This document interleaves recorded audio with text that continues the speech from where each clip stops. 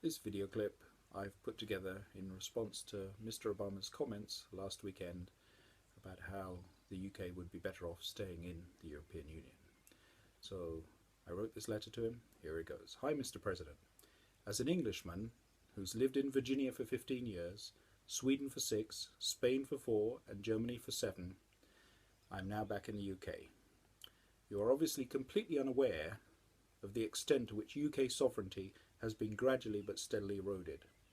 In 1975, the UK voted to join the European Economic Community. This has now become the United States of Europe. 2,500 new laws are forced at us each year by Brussels. The UK has essentially no checks and balances between the three branches of government. The fourth estate is substantially hindered in their principal task of checking on the other three. There is no freedom of the press here in order to fulfill that very important function. The European authorities have even left less oversight or controls on their excesses.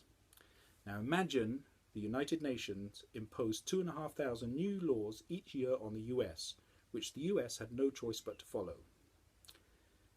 Now, given the difficulty the US has interpreting the laws in one language, imagine the different interpretations in all the various languages they've been translated to.